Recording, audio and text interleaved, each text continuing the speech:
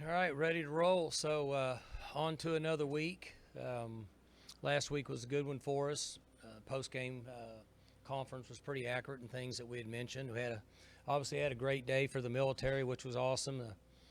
I had a question from somebody that said they asked if the team understood what the day was for in the uniforms, and I mentioned that I made that real clear to the team a week ago, I guess now 2 weeks ago before we did it, and why we were doing it, and they all understood. So I thought it was a good learning opportunity for all of us and for the young people on our team.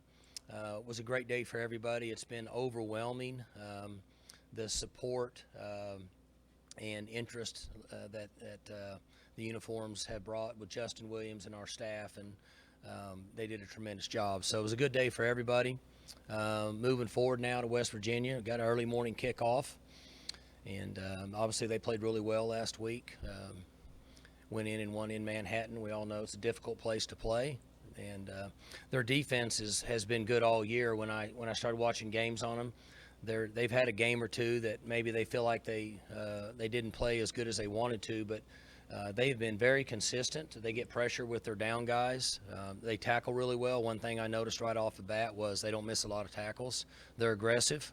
They're playing well on defense. They gave up a 80-yard touchdown pass or 75-yard touchdown pass first play of the game, and then after that, I don't think that Kansas State scored a touchdown for maybe 3 quarters.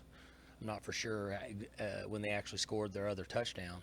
So, and then offensively, I guess they found a quarterback they're comfortable with. They made the change, and young man that transferred, I think, from Bowling Green, played well for them, was effective with the football, took care of the football, and made enough plays to win. And so it was a good win for them, and we'll look forward to preparation this week and early morning kickoff out there in Morgantown.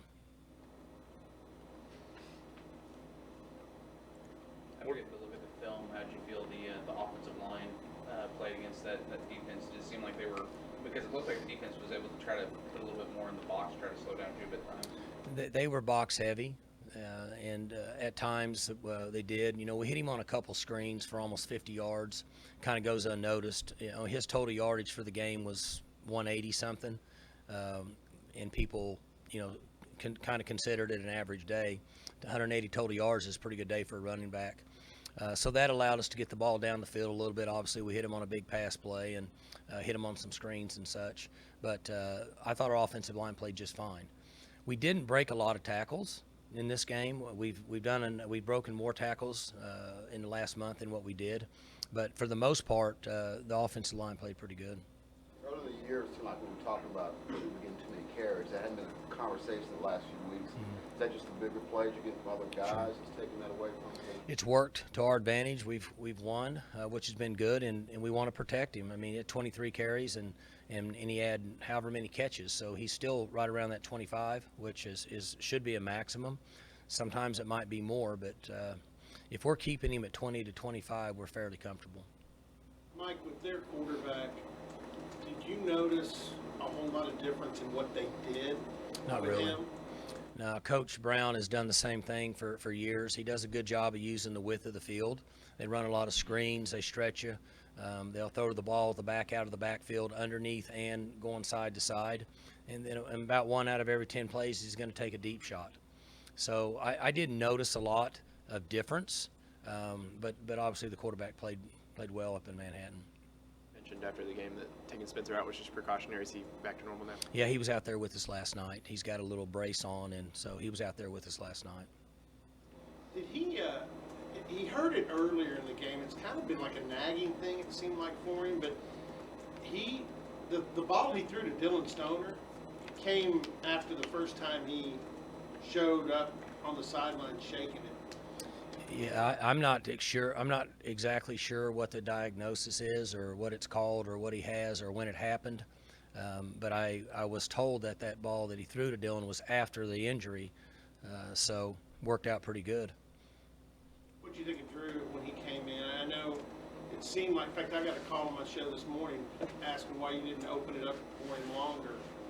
I assume maybe that had something to do with less. What's the that? Offense, it seemed like after he threw that touchdown pass, you had the game under control and didn't really stick a knife in less. Yeah, we were up by, 30 or something. I'm not sure how many points we were up, and so we're going to let other guys play and get some experience and run the football. There's really no reason to throw the ball down the field.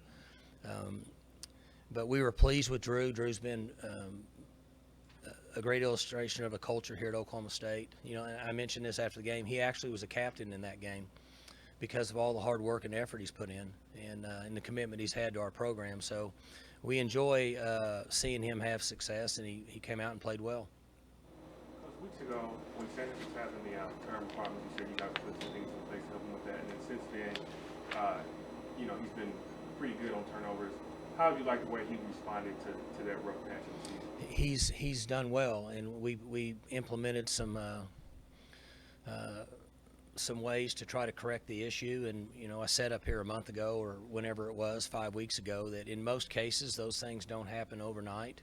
He's been successful at what hurt him and our team in the middle part of the year, which is putting the ball on the ground. And we've worked hard on it, and from a drill standpoint, and he's gotten better. He's starting to settle in at the position he's playing, has a better feel, and his ability to make decisions and then make adjustments on the sideline is getting better each week. Go ahead. With Gleason being in his first year, what have you seen out of him in helping Spencer's work through there? I think they have a good relationship. Sean is a no-nonsense guy.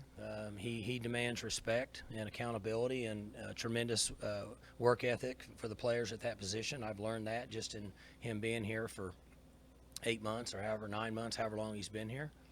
I guess longer than that, 10 months. And so those guys will learn to adapt to him, and I think that's helped Spencer. It's been good for him. It's a position that demands a lot of accountability, a lot of time, a lot of structure. And I'm fairly certain, if what I've seen in Sean, that's the way it's going to be to play quarterback here at Oklahoma State. Mike, isn't another sign that Spencer's getting more comfortable? I think it might have been first series.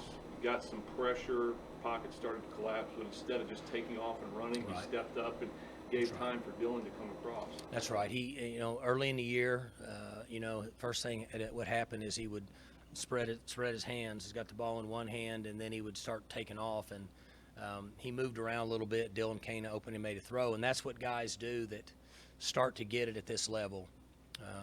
You watch. I'm at home, and last night when I got home, Gunner got home. He's showing me highlights of the guy at LSU, the plays he made in the pocket with the ball in his hands, where he made a guy miss. He ducked under a guy, still had the ball in his hands, and made the throw.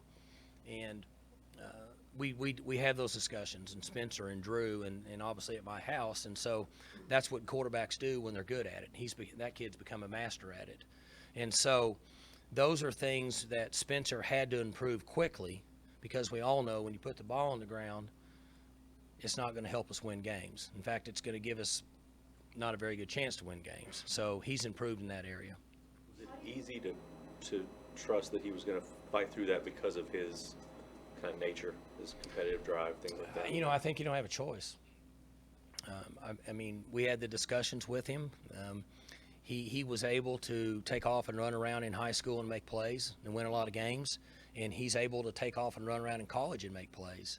But the activity that goes on in the pocket for a quarterback that can't control the ball, based on those big guys who are trained to swat at the ball and punch at the ball. I mean, watching the NFL, it's interesting when you watch those guys, and I know it's not college, but college guys watch NFL guys. They're rushing the quarterback, and there'll be a guy on them. They're just, all they do is reach out and try to hit the ball.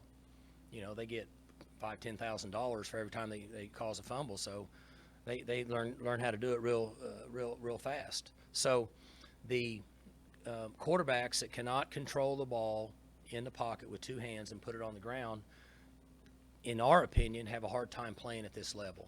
So he was eager to learn, willing to learn, has pushed hard and worked hard, but more importantly, you don't really have a choice.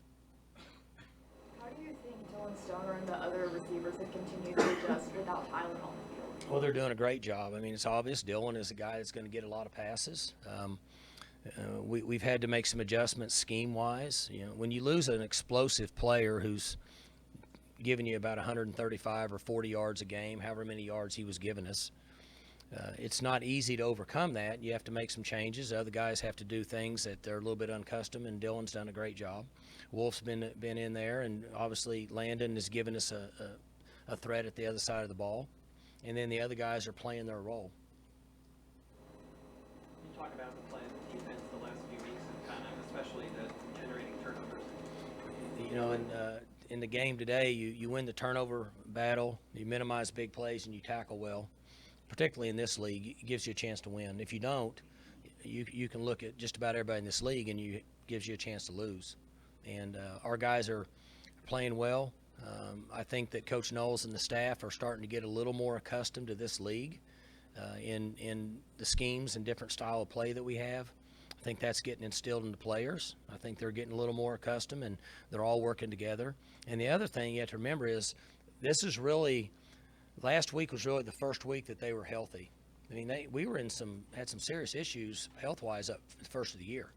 I mean, we were one deep at linebacker, both spots.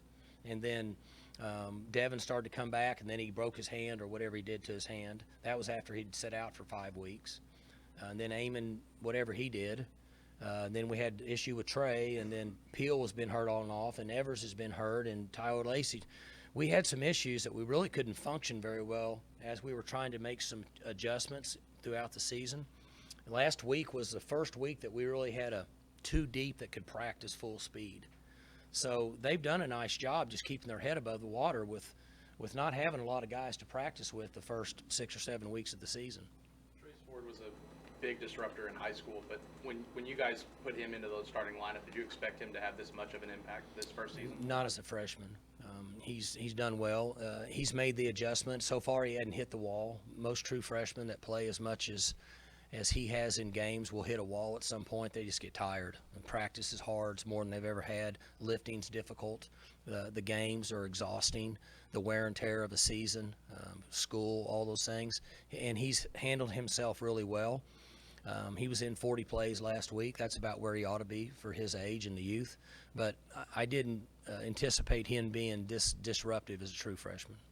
Talked about being impressed with him when he was playing center field. That was kind of a climb the wall center field play he made on the interception. Yeah, it was. You know, I watched him play several times in baseball where he played the outfield and could run and had good eye-hand coordination and could catch and then stole bases. You know, he was stealing bases in high school. And so very, very impressive athlete. And then you saw that on the sidelines. Yeah. What do you think sets him apart where he's able to not hit that wall and kind of do what other freshmen do? I don't know. If you and I could bottle that up, we could retire. We could put it out there. It's most freshmen that play in their first year just kind of hit a wall. It's just a lot. They're away from home, living on their own. As much education as we give them, probably not going to sleep when they should. There's a lot of distractions, and he's done very well. And there's a reason that he's able to be productive. You know, we have to push really hard this week. We have to push really hard next week, and then they get a little bit of a break. They can kind of catch their breath. I just like Kobe always getting these. Is that something you can recruit? Same in practices? Same formula. You and I could bottle that up. We wouldn't be working anymore. He's always around the ball when it's on the ground or gets tipped. It's crazy. It's like Sean Lewis was years ago for us. We used to joke about it that if there's ever a tip ball or somebody fumbles it, Sean Lewis is standing around there to pick it up or catch it. And that's what's happened with him. He's just in the right place at the right time a lot, but he also capitalizes on it. Some young men don't catch it, don't make those catches. See, that one catch he had was not an easy catch. That ball was coming fast, it was tipped, and it was behind him. So he's in the right place at the right time, but he also capitalizes on his opportunities. And, you know, I had a caller this morning on my Big 12 call and talked about all conference. I don't think now with his numbers that's any question. I think he may have even more than that with the numbers he's got. It's pretty phenomenal for the position he plays. So we're proud of him. He's worked hard. He was a freshman last year and kind of hit a wall. He got fatigued and the last 2 or 3 regular season games he was tired, wasn't near as productive, and then he had a little break, and in the bowl game he played really well again. Earlier this season, both you and Knowles, when talking about Trace Ford, said he was kind of probably more athletic than Jordan Brailford, but he just kind of lacked that experience. Are you starting to see all of the experience he's getting this year that aspect of his game starting to improve to go hand in hand with the athleticism? Well, he's 10 games into it now. It's interesting when you watch a young man. It's like with Chuba. Chuba's only 13 games into his career. That's it. That's all he's played. Maybe half of another game. I don't know what it was, 13 and a half. But see, Trace is 10 games into it, so he's obviously better than he was in the first month. And they get better and better at it. And then as he gets a break in a couple weeks where he can catch his breath, and then our practice routine is not near what it is during the season, they even start to get a little better. Just what happened to Colby last year in the bowl game. You look at Chuba, everybody can see the long runs and speed. Mm-hmm. What is it we don't see that makes him a good running back? Well, there's off the field, there's two things. He's humble and he's unselfish. That gives him a chance to continue to work hard and not think that he's arrived. Fortunately, I've been around a lot of really good players in my 30 years of football, and a lot of guys that, not a lot, some guys that think they arrive and they don't continue to get better because your natural instincts don't allow you to push and work hard. So off the field, he's got that. He's quiet and to himself. He's humble. He's unselfish. He's powerful, and he's highly intelligent. So we can do a lot of different things with him. We don't do a lot with him right now just based on we try to protect him a little bit. I know people are saying, well, you let him carry the ball 30 times or 25, but we're really trying to protect him because we should throw the ball more to him. I don't know what his yards per catch is, but it's pretty good. That's a different way for a running back to approach the game. You're looking this way, getting the ball, you take hits, different things. So I'm a little concerned about that. That's why we don't throw the ball to him as much as we should. But he's very powerful. He's highly intelligent, and he has the ability to make a move 5 yards away from a guy, and he knows how that move ties in with his speed that guy can't tackle him. Like, everybody's different runners. Like Barry Sanders would get right in your face and make a move, and you couldn't touch him. Chuba makes his moves 5-6 yards away from a guy, even if it's like this and he goes this way, and then that guy can't catch him because he knows how fast he is. Those are the things that make him a special back. He told me last week too, he's a prolific sleeper, which puts him in the same category with the guy you handed the ball to, who is known for his sleep habits. Well, we know now with all the science out there that sleep is a proven, known value to all of us at any age, much less these athletes whose bodies are being fatigued every day. And I'm guessing that's a big part of it for him to stay healthy. But there's no doubt that your body, your brain, and your physical aspects of your body rehabilitate when you're sleeping. So I was unaware of that. I need whatever he's taken to sleep. You say only 13 games in his career, so what's his next step? Where's his next improvement going to come? Well, he's got a lot of improvement, and at times as coaches we say that, and people say, "Oh, you're just saying that because you don't want him to go to the NFL." I don't have anything to do with his decision of when he wants to go to the NFL. I just know that he has a long ways to go in preparing himself to make that jump and be successful at that level. On some of the things that we talked about, the big one is this: he's only played in 13 college games, and we all know that at the next level, that is a man's game, and the running backs take an enormous amount of hits.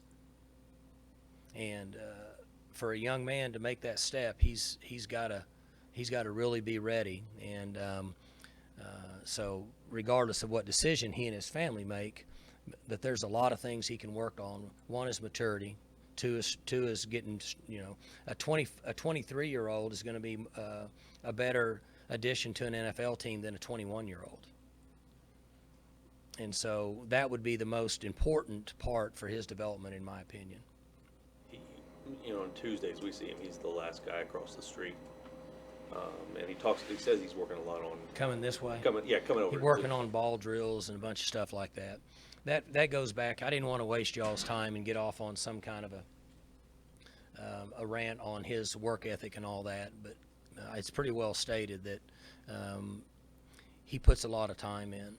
And he developed himself in the strength and conditioning room with Coach Glass in the first year when he was redshirting big time.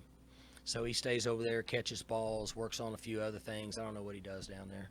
But it's just the way it is. Guys that put their time in like that, they're the ones that end up being successful. How beneficial was it for him to have Justice, and then how beneficial can it be for those young backs that you have right now to have Chuba? Yeah, I mean, everybody needs a mentor and somebody to lead the way. And the other thing it did is it kept him healthy. So when Justice went down, Chuba was the guy. So he started taking all those hits the last 3.5 games of the year. If Justice wasn't hanging around and Chuba was getting hit last year 3 or 4 times more than he was now, his body wouldn't be the same as it is now. There's only so many hits in all of our bodies. And that's that has helped him and helped keep him fresh. And we've got a couple guys that LD's starting to play better, and we've got a couple guys in the program we're excited about that Chuba comes back next year. His carries will be reduced. People will go crazy and say, why is that? Well, there is a certain aspect to us protecting them as long as we're productive and winning to give them the best chance to play for a long time in the NFL if that's what the young man decides to do. Dylan Galloway is a guy who seems like every time he's starting to get things really going, he has an injury issue, whether it's sprain or... Did he get hurt? No. I thought you were going to tell me he got hurt. You guys usually know before me. I mean, a lot of times people call me and I didn't even know he got hurt. Somebody said he got hurt. No, he seems to have bounced back pretty well from... I mean, you kind of had to push him into action with some injuries. Yeah, he's a really unique young man. His nickname's Big Sleepy. Because he always looks like he's asleep.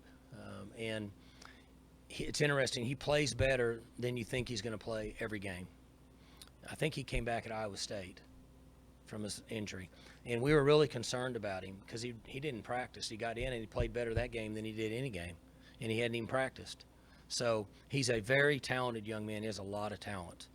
He hasn't even scratched the surface of how far he can go based on his talent level. He's just starting to get accustomed to, hey, I need to work a little harder. There's a reason that we call him Big Sleepy. And so the sky is the limit for him. And he just always plays a little better than what people think he would. The game got a little bit chippy toward the end. Were you impressed? Because your guys, I told other him than that. maybe Johnny Wilson. Yeah, I told him that, and I mentioned it in the post game that we said in July and August, I guess I said that we needed to greatly reduce our non-combative 15-yard penalties, which are just dumb penalties that you don't get anywhere, right? Guys start talking trash and hit a guy in the side of the head, he's got his helmet on. I mean, where are you going to get with that? So, and we have done a really good job. I will give the team credit that they have cut back considerably. They had 3 chances and maybe 4 in the last game to throw a blow to try to fight back. And that happens with teams. I said it afterwards. You're losing, you get discouraged, you get upset. But we're not in a position that we need to do that, and we certainly need to learn from last year's mistakes that took us out of a couple games. Not sure if you watched Mason's game Thursday night, but do you have any thoughts on that whole scenario? That I could, it'd take forever, but I don't, I guess I disagree with everybody. I don't know if I've ever even seen anything like that ever in football. So very disappointing. I don't know. I tried to think back of when I've even seen guys get helmets yanked off, and I remember 2 or 3, but they throw it like down the field or something, like, oh, I didn't know this would happen. So there's been enough said about it. I'm sure that the NFL will handle it the right way, but I have not seen anything like that ever in sports. It's an unfortunate situation. You communicated with Mason usually? Yeah, he's good. He's had a lot of things happen to him in a short time, in 2 months. So he's getting accustomed to the NFL real quick. He's taken a lot of hits.